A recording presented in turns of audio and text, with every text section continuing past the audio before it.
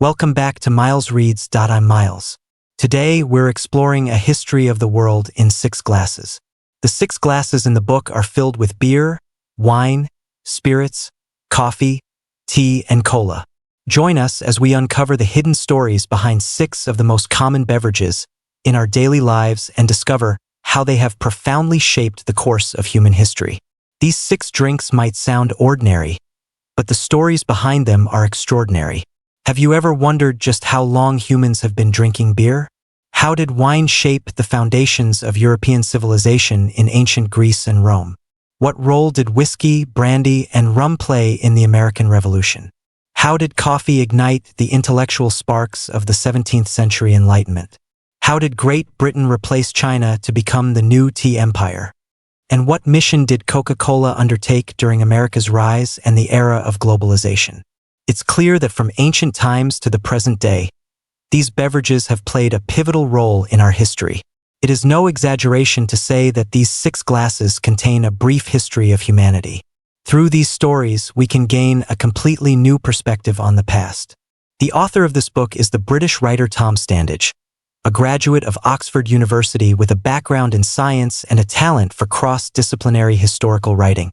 The greatest strength of his work is his ability to uncover the hidden threads of history by focusing on the subtle details that mainstream historians often overlook. In A History of the World in 6 Glasses, he uses beverages as his central theme. Now, let's get started and explore the momentous history held within these 6 glasses. First, we'll open the first bottle, beer. After water, beer is the oldest beverage in human history. How old is it? Archaeological evidence and written records of beer have been found in the 2 great ancient civilizations of Mesopotamia and Egypt. This means beer has a history of at least 6,000 years. The author even suggests that humans may have invented beer before they invented agriculture. Here, we need to clarify a definition. What exactly is beer? Our main impression of beer involves a rich, foamy head, but this isn't its defining characteristic. Beer is a low-alcohol beverage made from malted grains fermented by yeast. The foam is simply the result of injecting more carbon dioxide into the drink, a practice made possible by low-temperature processing techniques that emerged in the early 19th century. Ancient beer was actually flat. So, how was beer invented? It was less of an invention and more of a discovery. More than 10,000 years ago, our ancestors began to practice agriculture. As grain production increased, surplus grain had to be stored. Under damp conditions, some grains, especially barley and wheat, underwent a magical chemical change: fermentation. Through a series of complex reactions, the grain produced an exhilarating alcohol. Once our ancestors tasted it, they were hooked. This grain-based, fermented beverage was the world's first beer. What was beer's impact? The author argues that, first and foremost, beer solidified agricultural civilization. The history of Homo sapiens spans over 200,000 years, while agriculture has only existed for a little over 10,000. When our ancestors chose to settle down and farm, they abandoned a hunter-gatherer tradition that had lasted for nearly 200,000 years, a transition of incredible difficulty. One immediate drawback of agriculture was a decrease in meat consumption, leading to a deficiency in vitamin B. The advent of beer perfectly compensated for this shortfall. Beer is rich in suspended yeast, which provides essential proteins and vitamin B. Furthermore, early beer had to be brewed with boiled water, ensuring it was cleaner and healthier than raw water sources. Gradually, beer drinkers became healthier than non-drinkers, and the agrarian lifestyle associated with beer became increasingly mainstream. On this foundation, settled life and agricultural civilization flourished. It can be said that the vast majority of our modern civilized achievements are built upon this. Beer's influence didn't stop there. In early societies with undeveloped economies, taxes or wages were often paid in kind, and beer was a common form of payment. The earliest forms of writing developed from the bookkeeping required for such economic activities. Symbols for beer have been found in both ancient Egyptian hieroglyphs and Sumerian cuneiform. In a sense, beer not only served as a form of payment but also contributed to the birth of writing. And it wasn't just writing but culture. Throughout history and across the world, cultures have developed social rituals related to alcohol, many of which can be traced back to the earliest days of beer drinking. Take the straw, for instance. We might think of it as a modern invention, but ancient Egyptian murals depict people using reeds as straws to drink beer. This was initially a practical measure to avoid drinking impurities in the beer, but it quickly evolved into a ritual. Several people sharing a straw from the same jar signified mutual trust, acting as a social lubricant. In fact, from its very inception, alcohol has played this role. Having covered beer, let's look at the second beverage, wine. Today, we tend to see beer as a drink for the masses and wine as something more upscale. In ancient times, the perception was much the same. Wine first appeared in the Near East, in the area of modern-day Armenia and northern Iran. The exact date is unknown, but it is at least 6,000 or 7,000 years old, as archaeologists have found wine residue on pottery shards from that era. Wine's rise to prominence began in Mesopotamia. More than 5,000 years ago, the powerful Assyrian kingdom, located roughly in modern-day Iraq, dominated the region. Conquered states were required to pay tribute, and among these tributes, wine from the northern mountains was especially prized because the Mesopotamian climate was unsuitable for growing grapes. Consequently, wine in Assyria was a high-end luxury import, enjoyed only by the upper class. It gradually became a sought-after symbol of status and wealth.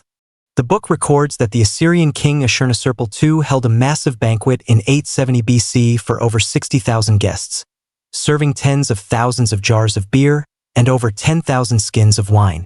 This detail gives us a glimpse into the scale of wine consumption among the Assyrian elite.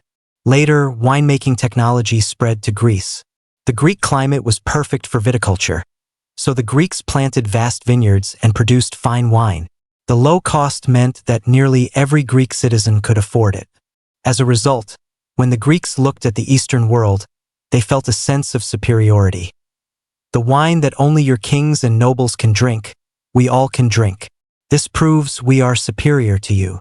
The author believes that this unique and superior sense of Greek identity was largely shaped by wine. Wine also fostered a unique drinking culture in the Greek world. When the ancient Greek philosophers engaged in contemplation and debate, wine was often present. A drinking party, or symposium, was frequently a feast of knowledge where different ideas clashed and mingled. Plato's famous work, The Symposium, describes just such a scene. Plato believed that wine could awaken deeply buried emotions: love, pride, anger, greed, and fear. In short, wine reveals a person's true character. Therefore, the ancient Greeks believed that to observe a person's true moral character, one should watch them after they've had a drink. This is remarkably similar to our modern saying, a person's character is revealed when they drink. At the same time, to prevent excessive drinking, Greek symposia usually had a set of rules and an appointed supervisor to enforce them. We know that the ancient Greek world had a strong democratic character, yet both Plato and his mentor Socrates reflected critically on this system, and their ideas were, to some extent, derived from observing these drinking parties. Socrates once compared power to wine. It is intoxicating, but those who cannot hold their liquor will get drunk and cause chaos. He used this as a metaphor to argue that the masses are ignorant and blind, like a drunkard, and trusting them with power would be extremely dangerous. The ideal society, he argued, should be led by an elite group. As you can see, the ancient Greeks elevated wine drinking to a philosophical level. Later, Rome conquered Greece and became the master of the Western world, but it also inherited a great deal of Greek culture, including wine. Rome's territory was far more extensive than Greece's and was centered around the Mediterranean, where the climate and soil were ideal for grape cultivation. As a result, wine became immensely popular throughout the Roman Empire. The author argues that all roads lead to Rome, and that wine played a significant role in constructing Rome's vast trade network. Archaeologists have discovered a sunken Roman-era ship off the southern coast of France loaded with 10,000 jars of wine, totaling about 250,000 liters, equivalent to over 30,000 modern bottles. The scale of this trade is evident. The huge demand gave rise to hundreds of well-known wine brands, the most representative being Falernian white wine from central Italy. According to Roman mythology, The grapes used to make this wine were planted by the god of wine himself. Wine's popularity was also due to its perceived medicinal properties. The philosopher-emperor of ancient Rome, Marcus Aurelius, whose book Meditations has become very popular in recent years, was a regular wine drinker. He believed it had detoxifying effects. Whether this was truly effective is unknown, but Aurelius lived to be 59, which was considered a long life at the time. Later, with the spread of Christian culture in Europe, wine took on religious significance. In Christian rituals, wine symbolizes the sacred blood of Jesus. These ceremonies are solemn and dignified, so the consumption of wine is typically orderly and formal, a stark contrast to the boisterous atmosphere of beer drinking. Although wine was widespread across Europe during the Roman era, the climate in Central and Northern Europe was not suitable for growing grapes, and the local economies were too poor to afford large quantities of it. Therefore, the borders of the Roman Empire essentially formed a natural dividing line between wine and other alcoholic beverages. So, what did the people north of this line drink? This brings us to our third beverage, spirits. Spirits is a broad term for beverages with a very high alcohol content. The beer and wine we've discussed so far have relatively low alcohol levels. Humans learned to make spirits thanks to the emergence of a key technology: distillation. Distillation is the process of vaporizing and then condensing a liquid to separate its components. In the case of alcohol, ethanol's boiling point is 78 C173F, while water's is 100 C212F. When an alcoholic liquid is heated, the ethanol evaporates before the water. By collecting and cooling this ethanol-rich vapor, a much stronger alcoholic beverage is produced. This is a spirit. Distillation technology also first appeared in Mesopotamia, as early as 400 BC, where it was mainly used to make perfume. In the 8th century AD, Arabs refined the technique. Interestingly, due to their religion, Arabs did not drink alcohol. Their distillation methods were primarily for medicinal purposes. But when this technology was introduced to Europe, it was a blessing for the continent's drinkers. People in the cold climates of Central and Northern Europe favored these distilled spirits for their excellent ability to ward off the chill. They called this drink aqua vitae, or water of life. A single sip felt like a fire in the belly, earning it the name burnt wine. The English word brandy evolved from the German term for burnt wine. Familiar spirits like brandy and whiskey fall into this category. Another spirit, rum, is also made through distillation, but its raw material is sugarcane rather than grain, giving it a higher sugar content. When it comes to the historical impact of spirits, rum arguably stands out the most. After the Age of Discovery, Europeans established colonies in the Americas and, to solve their labor shortage, they trafficked enslaved people from Africa. Many of these enslaved individuals were purchased from local tribal chiefs in exchange for rum. Thus, rum was a major driving force behind the heinous slave trade. The economy of New England, part of the original 13 colonies that would become the United States, was built on trading sugar and rum for enslaved people in Africa, then selling them to plantations in Central America. This was the infamous Atlantic Triangle trade. Later, when Britain passed the Sugar Act, imposing taxes on sugar and spirits imported into the North American colonies, it provoked outrage among the American people, eventually igniting the American Revolution. Let's discuss another major event where spirits impacted American history: the Whiskey Rebellion of 1794. At the time, the United States had just gained its independence. The new nation was struggling financially and burdened with massive war debt.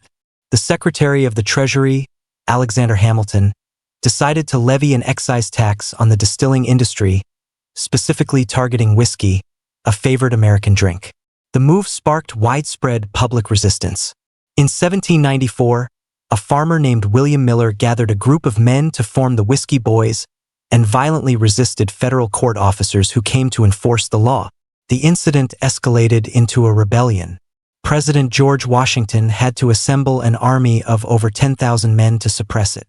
In the end, 1/3 of the money raised from the hard-won spirits tax was spent on quelling the rebellion. This was one of the largest uprisings in the early history of the United States. Although it was short-lived, its impact was profound. By using force, Washington made it clear to the fledgling republic that federal law would not be challenged. However, the spirits tax was later repealed, showing that the government also reflected on its actions and understood that it could not ignore public opinion and act unilaterally without suffering consequences. That concludes our section on spirits. We have now covered half of the 6 glasses: beer, wine, and spirits. The next 3 beverages are non-alcoholic: coffee, tea, and cola. Let's start with coffee. Humans have been drinking coffee for a long time, at least 1,000 years. Coffee originated in East Africa and was later introduced to Europe by Arabs. However, it truly became fashionable in Europe during the Age of Enlightenment in the 17th and 18th centuries. The Enlightenment was about re-examining long-held ideas that had been accepted without question, both in religion and in science. For example, the geocentric model, which placed the Earth at the center of the universe, was proven wrong. This waking from indoctrinated beliefs to re-evaluate and understand the world was the spirit of the age. Clarity was the defining spirit of the Enlightenment, and this aligned perfectly with the properties of coffee. Coffee is rich in caffeine, which stimulates the nervous system, keeping a person alert and even energized. The alcoholic beverages we discussed earlier are all intoxicating. Coffee, in contrast, makes you sober. Therefore, as a new type of drink, coffee was positioned as the antithesis of old-fashioned alcohol. By extension, it came to represent the new spirit of clear-headed reason versus the old spirit of intoxicated ignorance. Coffee thus became the symbol of a new era and a new way of thinking. Coffee's role was more than just symbolic. As it grew in popularity, coffee houses sprang up across Europe, and these new social venues created fertile ground for major changes. For example, in 17th century England, the English Civil War broke out. King Charles I was defeated by Parliament and executed, and England became a republic. But after the Revolution, many Britons found the new republic less comfortable than the monarchy and began to contemplate a restoration. The coffee houses that dotted the country became the perfect places for them to exchange and spread these ideas. The author notes that at the time, coffee houses were the political barometers of England. People discussed politics so openly that coffee houses were known as the most free speech place in England. As expected, the idea of restoration spread through coffee houses and gained broad consensus among the English people. After the revolutionary leader Oliver Cromwell died, the exiled royal heir, Charles II, returned to England and reclaimed the throne, restoring the monarchy that continues to this day. From then on, English coffee houses became fixed venues for political debate and social commentary.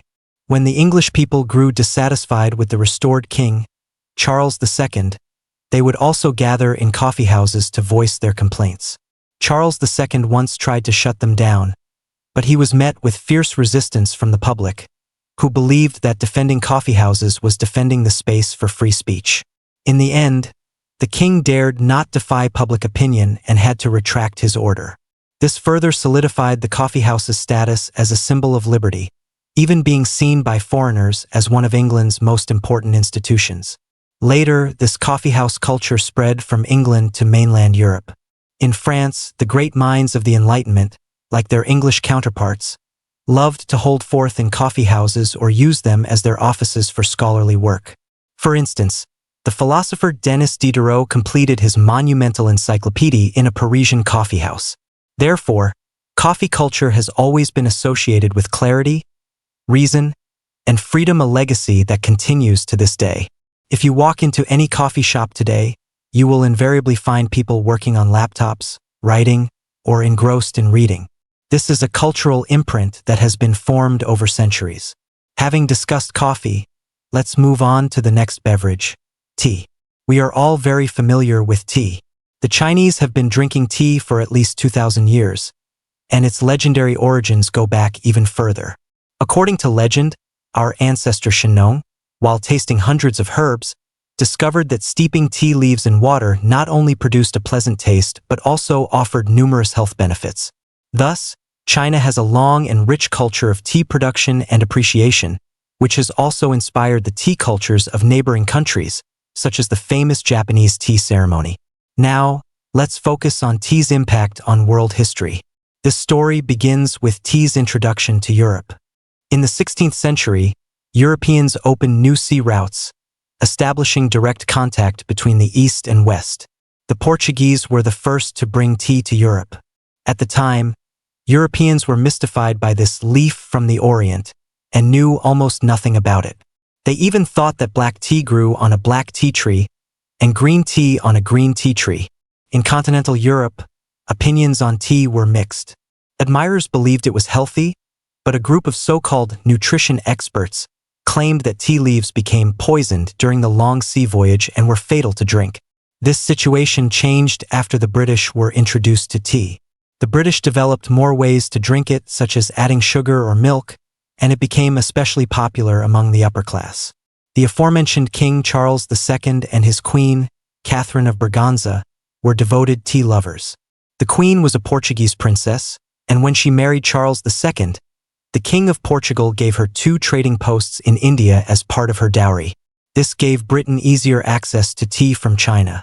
Later, the British East India Company grew ever larger. After the 18th century, Britain imported over 5,000 tons of tea from China annually, at its peak accounting for 60% of the East India Company's total trade value.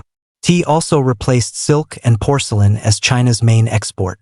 Due to the massive import volume, the cost of tea in Britain fell, making it affordable for everyone from royalty to commoners. Tea gradually became Britain's national drink. This habit was brought by British immigrants to the American colonies, where Americans also drank large quantities of tea. Therefore, when relations between Britain and America soured in the late 18th century, the British imposed a tax on tea imported into the colonies, sparking fierce resistance. In 1773, the famous Boston Tea Party took place, an event widely seen as a prelude to the American Revolution. After coffee and tea, we finally arrive at our last beverage, cola. The 5 drinks we've discussed so far have histories stretching back thousands, or even tens of thousands of years. Cola, on the other hand, immediately strikes us as a signature product of modern society. In reality, while cola isn't as ancient as the others, its history can be traced back over 200 years. To talk about cola, we must start with its predecessor, soda water, the origin of all artificial carbonated beverages.